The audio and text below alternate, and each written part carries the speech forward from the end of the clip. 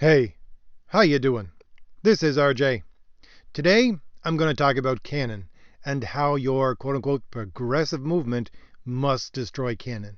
It's not an accident, and it's not something that's a byproduct of what they are doing. It is a must for the progressive movement that they destroy Canon.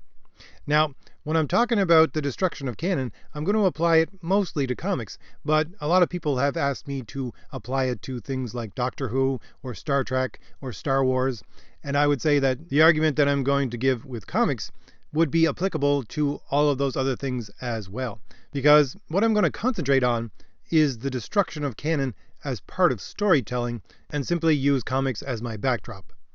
So, as I said, this destruction, this progressive destruction of canon must occur. It is not that it occurs because of some accidental reason. It's not just because these people want to destroy things. It's not just because these people want to tick off those they consider non-progressive, although those things may play a part in the mechanism of the destruction itself. It is not the fundamental reason why they destroy canon.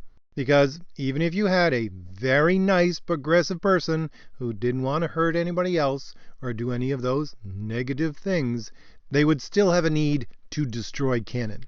And this destruction of canon leads right up to what you would call current canon, which would be continuity. Now, before I even begin, I just want to say I'm doing all of this off the top of my head with knowledge accumulated over the years. If I get any of these points wrong, please let me know in the comments, especially if you have any qualms with my discussion of reason and logic. I would love for you to put that in the comments. Contradict me all you like. But the reason why progressives need to destroy canon emerges from the fact that they must deny both logic and reason on the one hand and any kind of fixed human nature on the other hand. Now, this destruction of logic and reason plays out in a very specific way according to storytelling and according to canon and according to history.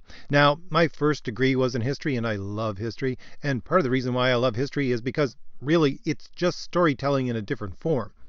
But there is a very purposeful, logical reason why we study history.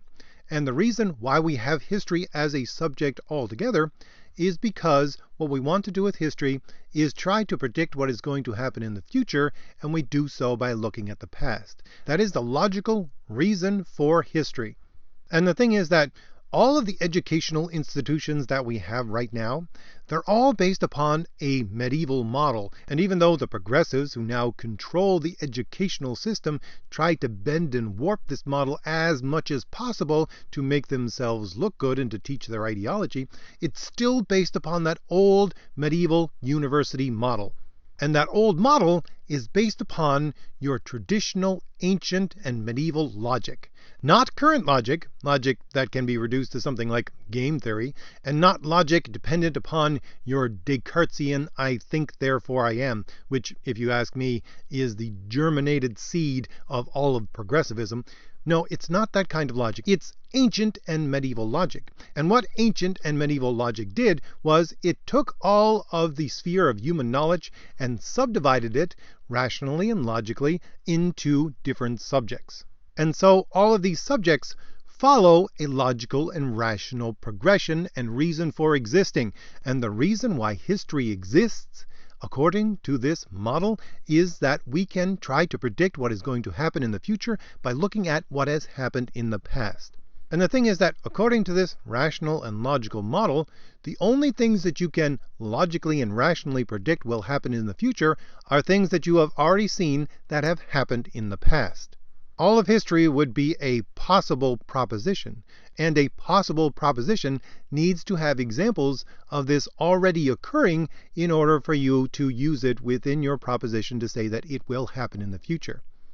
And indeed, this is why I stress that this is ancient and medieval logic. Because if you go back to Aristotelian logic, one of the first things that Aristotle says in his double treatise on logic, I think it was in Posterior Analytics, one of the first lines is, "Any instruction given or received by way of argument proceeds from pre-existent knowledge." Now, I know this statement has a much larger scope than I'm going to talk about right now, but in my estimation, it definitely includes the idea that If you are going to instruct someone by laying out an argument that this is going to happen in the future, you need to have pre-existent knowledge of it already occurring in the past. If you do not have this pre-existent knowledge, you cannot set up logically and rationally this possible proposition that this will happen in the future.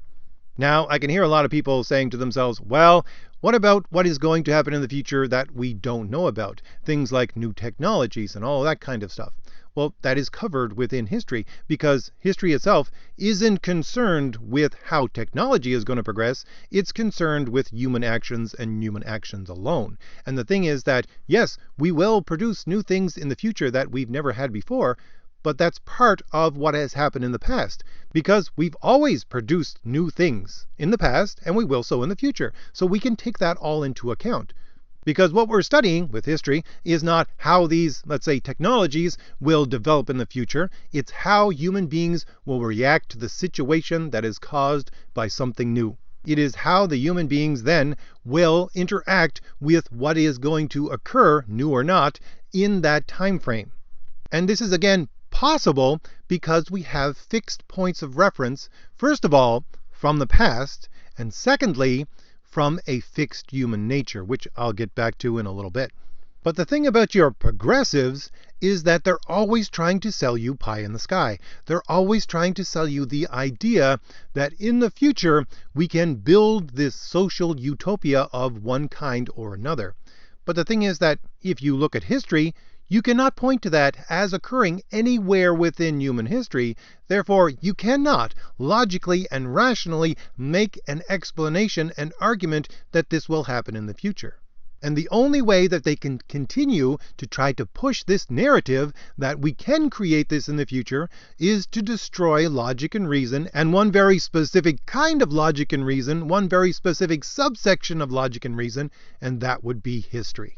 And this destruction of history that must occur, according to their ideology, also applies to the things that they create, which is to say, to things like stories that have a history. That history also must be destroyed. And very briefly, I just want to look at some of these kinds of stories that we're talking about. These stories that we're talking about today, with their destruction of canon, if we look back into their origins, we see the reason why these stories work to begin with is because they were usually based upon some kind of historical understanding of human beings. Let's look at Star Trek. Star Trek was a wagon train to the stars. This was a repeating of the history of the Old West, just in outer space. Again, the same is there with Star Wars. Now, I may be wrong about this, correct me if I am wrong, but I would say that what is Star Wars? Well, it's just the Roman Empire. And so we see this in the past, and we're putting it into what is going to happen in the future in this story. If we look at comic books, this has a unique structure because it's not so much history that it is representing, it is mythology, which we could chalk up as fantastical history. But let's get back to the progressives and the way that they deal with history, because the way that they deal with history is very, very odd, because they have to use history to justify what their ideology says, but history only has an influence on them until they reach the point of what they call enlightenment, where you are enlightened if you agree with the progressive ideology. And once you become enlightened, then and only then can you begin to create new things. That is to say, begin the creation of this utopia, which has never occurred before, and that's when they turn their back on history. It's funny, but thinking back on this, the major explanation that I can remember of these points was from a book written by two neo-Marxists. They were Horkheimer and Adorno, and they wrote a book called The Dialectic of Enlightenment, and they described this exact thing. Well, it was kind of funny because they described this exact thing through the stories of the past. They went through the ancient world right up until the then present, looking at stories and to some extent history to show how there was this dialectic of enlightenment that led to the enlightenment of mankind, whereby they can now make this socialist, well, in their terms, communist utopia. And the thing was that these two writers, they accused the old patriarchal system that controlled people of doing something that they themselves do in the end. They accused them of taking history and putting it behind a barrier of the unrepeatable. But this is exactly what they do themselves at the end. They say all of these people in the past, they tried to say, look, we are progressing, therefore this thing has happened in the past. It is now placed behind a barrier of the unrepeatable. That is to say, we can never go back to that past because we are continuing to progress through this dialectic of enlightenment, and therefore we are now in a better place. And they damn the people of the past for doing this, but when they themselves do it because they've reached supposedly the point of enlightenment, then that's okay. And this is one of the key points of progressivism. That's why it's called progressivism to begin with. They believe that there's this constant progress to this end point of this utopia. And the turning of their back upon history as having any kind of force or impact upon them is very specifically part of their ideology. If you go back to Marx, he talks about this exact thing. He talks about humanity waking up from history. That is to say, reaching a point where history no longer controls what you are going to do in the future. And of course, that point would be your quote-unquote enlightenment, your acceptance of communism or socialism or any other progressive ideology that leads to this exact same thing. But once you hit that enlightenment, then you can turn your back on history. It no longer has that effect. The logical and rational way of looking at history to say the things that we are going to do in the future, we have to see in the past. No, that becomes irrelevant because now you're enlightened. Now you can create something entirely new. Therefore, we should ignore what history has to say, and certainly the logical and rational reason for history to begin with. And again, I want to stress that point. When you hit enlightenment, you have to. It's not you can. You have to ignore what history has to say and its impact on you if you are going to create new things, that is to say, this new utopia. And very briefly, this is why the progressives have been freaking out over the last 4 years and will continue to do so in the near future. It's because they believe that we as a society have progressed to this point where they have become enlightened and therefore have reached that point where history has been placed behind the barrier of the unrepeatable. But we have been showing them over the last 4 years that no, look, there's a good way of doing this. It's the way that historically we have done things. We're going back to the historical way that we did things because it's proved to actually produce results. And they are just losing their minds because in their ideological mindset, we have already passed the point where we can be able to move backwards to those things in history. And to accept the point that we could even move, supposedly in their minds, backwards into what we have done in history would be to admit that we have never reached that point of enlightenment to begin with, which they absolutely will not do.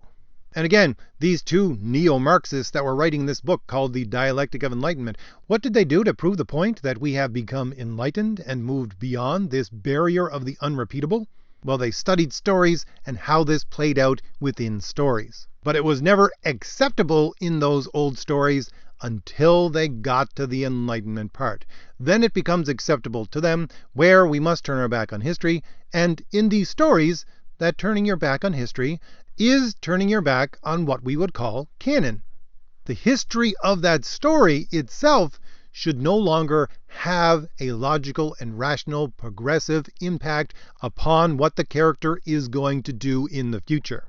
Because the character, being enlightened, will do something completely new that is detached entirely from canon, that is to say, from his own history.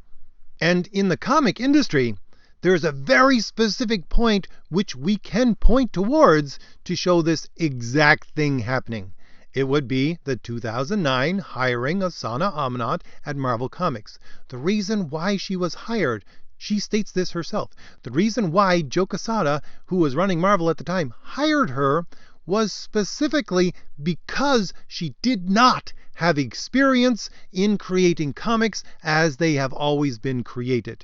And he wanted that because he wanted to break entirely from the way that comics had always been made and to break entirely from the old fan base that they had and their knowledge of the past. And what was this new comic medium to look like? Well, it was going to be set upon, quite specifically, progressive ideology. Because this woman he hired to eventually take over Marvel Comics is part of a family, is the sister of a man who was creating a lot of movies and who had written this treatise on how to put your progressive ideology into your medium, into your entertainment, and change it into a medium that sells these ideas. This, by the way, is the work of their entire family. They have created various kinds of organizations to do so. But I've talked about that many times, so I'm going to move on to my second point. My second point is that progressives also deny any kind of fixed human nature. Now, I've also talked about this in the past, so I'll go over it briefly and just say that this denial of any kind of fixed human nature has to be total and complete, and at the same time dynamic. Now, what do I mean by dynamic? I mean that it has to be constantly in flux. You can't even say that human nature is a nature which is always changing, because that's a fixed point. Even if you claim that it's a nature that is always changing, that is a fixed point, that it's constantly changing. No, you have to make it dynamic, you have to make it fluid, so that you can't even have that as a fixed point. And of course, if you look at the reason why they need to completely and utterly deny any existence of any kind of fixed human nature, it goes back once again to history. Because, as I stated a few minutes ago, part of the reason why we use that logical, rational mechanism for history that allows us to see what is going to happen in the future by looking at what is going to happen in the past, we need at least two fixed points. And those two fixed points are, number one, we see that this has occurred in the past, and number two, human beings have a fixed nature. So we understand that even though this happened in the past, the nature of human beings in the past is going to be the same as the nature of human beings in the future. Therefore, it will play out in the same, or at the very least a similar pattern, because we have this fixed point of human nature that is unchangeable. But if you deny that there is any kind of fixed human nature at all, this entire rational and logical reason for history is completely out the window. Because your progressives will say, look, human nature was X in the past, human nature is going to be Y in the future, therefore it doesn't matter that these things happen in the past, human beings are now different, therefore this is going to play out in a different way. Now this is very important for two separate reasons. Reason number one is this is how they believe that they can create their utopia. They could say, look, yes, we know that people are square pegs, but in order to fit them in a round hole, we have to assume that people are completely malleable. We can change them from a square peg into a round peg so that they will fit eventually into the round peg so they can exist within this utopian society that will eventually be built. If mankind has a fixed nature, then that future society must revolve around that fixed nature of the human being, and they simply cannot have that, because then it wouldn't be their utopian society. No, the human being has to revolve around this society, this utopian society that they wish to build, and the only way that's possible is if they have no fixed human nature at all. And secondly, the reason why this is important is because this allows your progressives to deny anything that happened in the past as being relevant to their creation of this utopia in the future. They will say, look, this wasn't true socialism. This wasn't true communism. This wasn't true progressivism. And one of the fundamental reasons why they can claim that is because even if all the rest of their argumentation is shown to be incorrect, they will always fall back upon the idea that, well, look, this is the way human beings existed in the past with this nature. That's why they weren't able to bring these ideas, these exact same ideas, to fruition in their time, because their human nature wasn't changed enough. But we as a society, especially we progressives, now have evolved and have changed our human nature enough so that these exact ideas that failed in the past will indeed become a reality in the future. And all of this, of course, has a very significant impact on storytelling as well. The thing is that the way that human nature was looked at in the past was that human nature revolved around the idea that as creatures, we have a free will. That is to say, we can make our own decisions and they will impact our lives. We have the freedom to choose. And this has a very great impact on the way that we think and the way that our society is created. Again, if you want to go back to, let's say, the Christian way of thinking about this, when you look at things in a Christian perspective, there was a fundamental change within human nature, and that's the fall of man. But there is one thing that existed within human nature both before and after, and that's the ability to choose. This indeed would be the divine stamp that was placed upon human beings as created within the image of the Christian God. It's the ability to choose. It is the fact that we have a free will. This is the fixed point within human nature. Now, what I'm about to say, this may be my American way of looking at things, but I would say that one of the most significant, if not the most significant point of us being creatures that are allowed to choose is that points towards very specifically our individuality.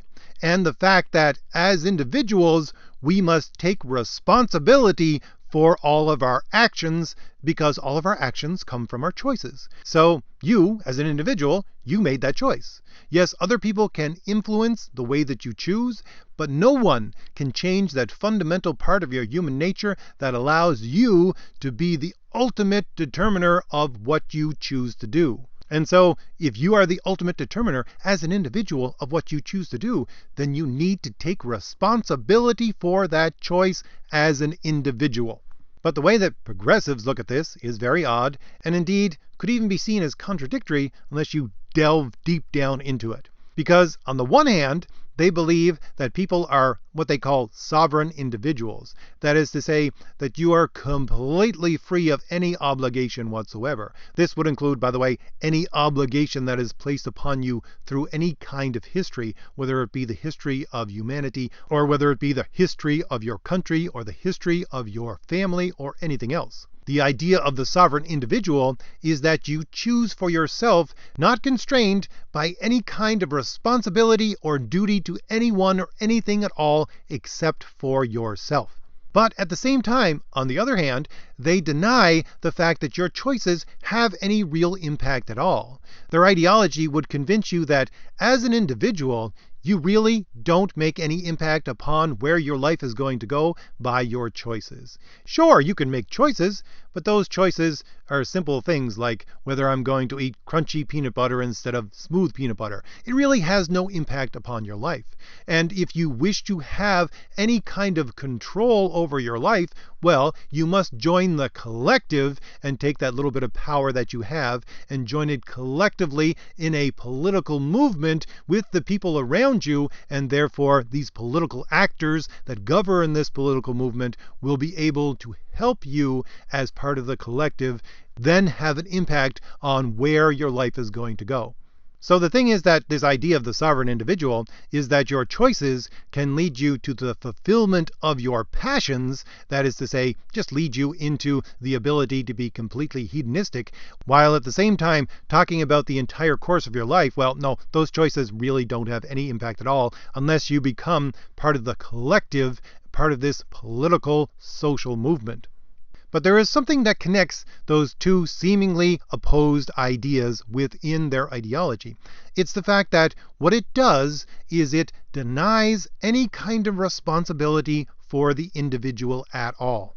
That's what the idea of the sovereign individual is. You have no duty whatsoever to anyone but yourself. Therefore, you have no responsibility to anyone but yourself. You do whatever it is you want to do. And on the other hand, they say that, no, look, as an individual, this is not occurring because of anything that you did. It's not your responsibility that things are turning out wrong for you. It's the responsibility of the collective, or if it's negative, it's the responsibility of these other collective people that are opposed to our enlightened progressive ideology. So the way that they look at choices on both ends of the spectrum that they have is so that you can deny responsibility for anything that you do. This, by the way, is where I come in with the idea of hero. This is a destruction of the heroic ideal completely when you deny the individual responsibility for their own actions. Why? Because one of the integral parts of being a hero is the virtue of justice. And justice is to render every man what is his due. That due places a duty upon you that you must act in this just way. If you completely get rid of that duty, that responsibility to others, you completely get rid of justice. If you completely get rid of that virtue of justice, you can no longer be a paragon of virtue, which is the definition of hero, so therefore you destroy the idea of hero completely. But we're talking about Canon here, so let's get back to that. Where Canon comes into this is the fact that, well, the way that they look at personal responsibility simply does not play out within reality. And the thing about reality is a cruel master. Reality will slap you to the ground anytime you try to disobey what reality has set forth for you or anybody else within the human race or within existence. But this idea of the denial of any kind of human nature, the denial of any kind of responsibility for your actions, flies right in the face of reality. So, of course, what these social movements, which they have to become a part of, this collective social movement, what does it have to do? Well, the first thing that it will always do is to set up some kind of social security net to catch people when they fall, because they know outright that the adherents to their ideology are going to be smacked down by reality again and again and again, because it is not in accord with reality. And so they need to place this net within them to catch them so that they don't fall all the way. Or if they do fall all the way, they'll pick them up right away and convince them that no, this is not reality that's doing this to you. This is because of some other external force. And just briefly, so that I paint a complete picture, the reason why individuals need to look at their actions and take responsibility for their actions has a great deal to do with how we interact with reality. And the point that we interact with it in order to correct our actions according to reality is what we call conscience. If you look at things in the traditional Western civilization way, what is your conscience? Well, as a word itself, conscience is a combination of two Latin words, conscienza. I apologize for my poor pronunciation of Latin, by the way. It is conscienza. So scienza is the word which we get science from, and scienza means understanding, and the con part of it is that is to say, when you redo something. So what conscience means is to re-understand. So what exactly are you re-understanding? Well, this re-understanding is your re-understanding of how reality actually works, which has itself a specific name, which is right reason. That is to say, the process goes as follows. As an individual, you take responsibility for your actions. And as an individual, the only reason why we choose to do things is because we believe it's going to work out well for ourselves. And I think Augustine put it best when he said, if you make a choice, expecting it to turn out well for you, but in the end, it makes your condition worse than when you began, what has happened is the fact that you made that choice based upon a lie. This is the indicator that you made that choice based upon a lie. When you expect it to work out well for you, but it works out completely wrong. You know that you acted according to a lie. That is to say, you know that your understanding of how reality works was insufficient. Therefore, your conscience pricks you. Your conscience says you need to re-understand, you need to re-examine how you think about reality and the way that it plays out within your life. Because obviously something is wrong here. And that's what your conscience does. It allows you to re-examine the reason why you failed at trying to accomplish what you thought was going to make things better. And once you understand, whether it be in the forefront of your mind or the back of your mind, when you understand what you think the problem is, you reinterpret how you believe reality actually exists and its impacts upon you. And this, of course, is called right reason, which is the first step that leads to prudence, which is correct decision-making, or decision-making in accord with reality, which is the first of the virtues, which leads to heroism, by the way.